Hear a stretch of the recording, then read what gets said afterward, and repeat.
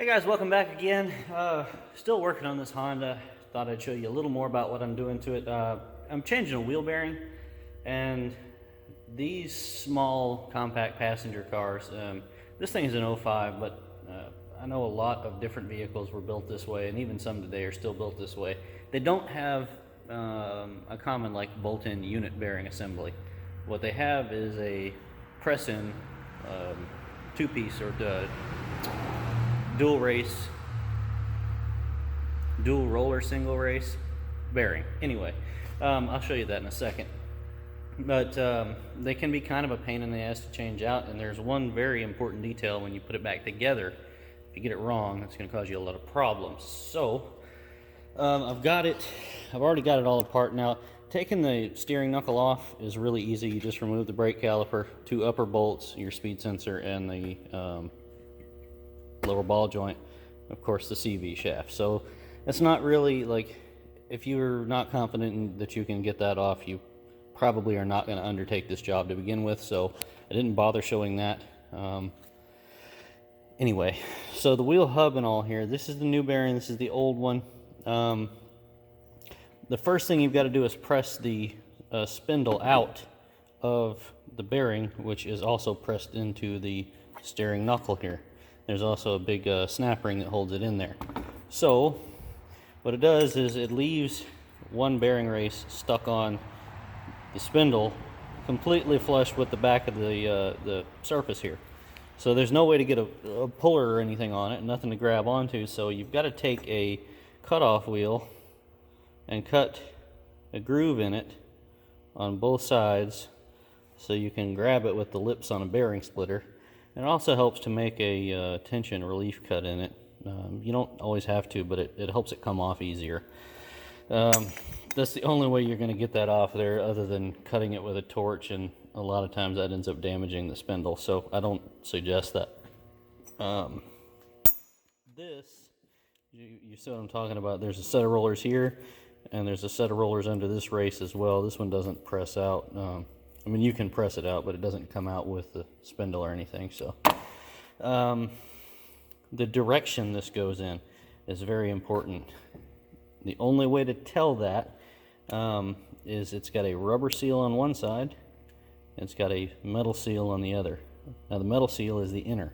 It goes in towards the inside of the vehicle. So this is, let me see if I can explain this a little better. This is the outer race, goes on the spindle, right? And this would go in this bearing just like that, meaning that the rubber seal faces out towards the tire, outside of the vehicle. And so you see on your new bearing, you got a rubber seal on one side, you got a metal seal on the other. And if you look at it sideways, see the race is taller on one side than the other. And it's kind of hard to tell in the video here because you can't, it's kind of hard to show you both sides at the same time on the camera. It's visibly taller. This one is. So, or is it the back one? Well, yeah, the front one is taller. So when you put it in there, if you put it in there backwards, it's going to mess up your wheel offset, and you're going to end up with your brake rotor actually rubbing on the caliper bracket. And sometimes I've seen in other models, when you put that in backwards, the CV shaft will actually contact the inside of the steering knuckle, and it's not pretty. So the snap ring is still over here. So you can, sometimes these just slide in pretty easy, and that's, I mean, it's really not great, but not a whole lot you can do about it except maybe do some stippling in there with a punch. But you press your new bearing in. Once again, make sure it's oriented the correct way, and put your snap ring in. And then the other fun part is getting this pressed into this bearing once it's in there. Oh, and by the way, don't forget to put your brake backing shield back on there, because when you get this pressed in there successfully without an issue, and you realize that you left that off, it's really like a kick in the dick. So yeah, don't forget that. Also, don't set it on your battery. Not a good idea. A lot of times when you go to press the spindle back in, it will actually press the inner race out of the bearing and mess up that seal and all. So when you're pressing the spindle into the wheel bearing, you want to make sure that you support the inner race on the back side solidly. You don't want it to have any room to slide out, okay?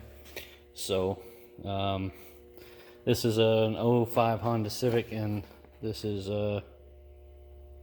damn it, this is your Napa or your national part number for the bearing. So I mean, I don't post a lot of civilian vehicle repair stuff on this channel, but why not give you the information while I'm doing it, right? Just a regular old little Civic. So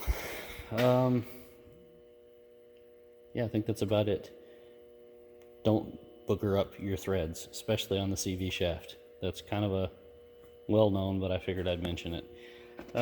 Also, make sure you have a 20-ton press. You're not going to do this shit by beating it apart and back together with a hammer. It's not going to happen, period. No way, no how. So,